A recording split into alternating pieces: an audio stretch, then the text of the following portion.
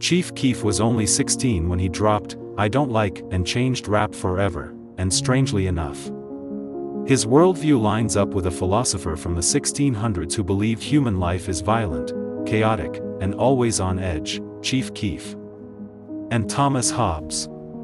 Two men, centuries apart, but both showing us the reality of survival. Thomas Hobbes was an English philosopher who lived through Civil War. He saw what happens when there's no authority, no control, just people fighting to survive. In his book, Leviathan, he described life in this state of nature as solitary, poor, nasty, brutish, and short. For Hobbes, humans are driven by fear, power, and self-preservation. The only way to escape that chaos is through control, either by a ruler or by force. Thomas Hobbes lived through one of the most violent times in England's history. The mid-1600s wasn't just politics and kings, it was civil war. Neighbors turning on neighbors.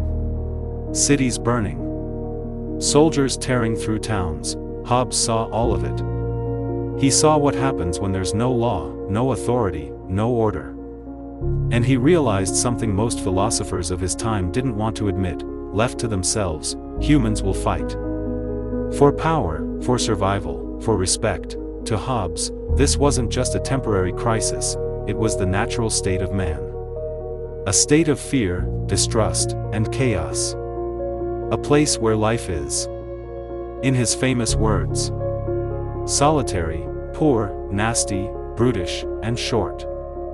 Now fast forward 300 years, across the ocean, to Chicago's South Side, a different battlefield, but the same reality. Chief Keef grew up in neighborhoods where poverty was high, opportunities were low, and violence was a daily presence. Just like Hobbes' England, it was survival of the fittest. He stated, during the time men live without a common power to keep them all in awe, they are in that condition which is called war, and such a war as is of every man against every man. In such condition, there is no place for industry, because the fruit thereof is uncertain, and consequently, no culture of the earth, no navigation, nor use of the commodities that may be imported by sea, no commodious building, no instruments of moving and removing such things as require much force, no knowledge of the face of the earth, no account of time, no arts, no letters, no society. And, which is worst of all, continual fear, and danger of violent death, and the life of man, solitary, poor, nasty, brutish, and short. You trusted your circle. You showed strength, or you got swallowed by the chaos.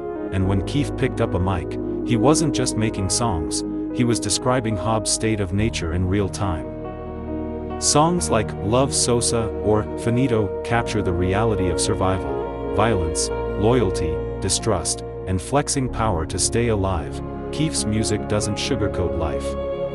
It's drill in its purest form, brutal, direct, and real, and like Hobbes, he shows us what happens when order collapses, a world where only strength decides who wins.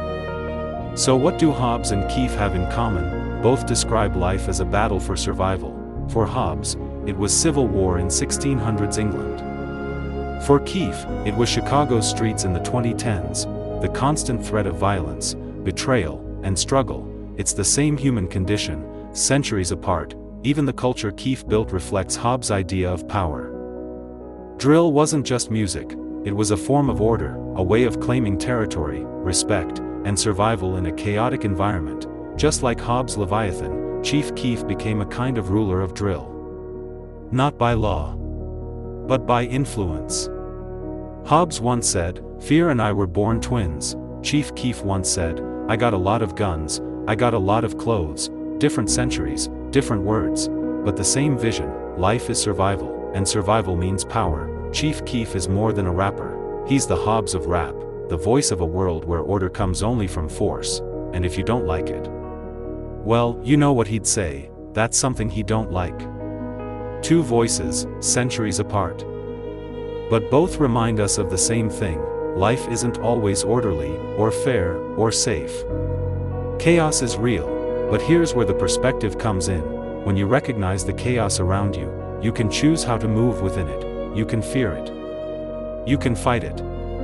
Or you can, like Hobbes and Keef, transform it into something bigger, whether that's philosophy, or music, or your own story.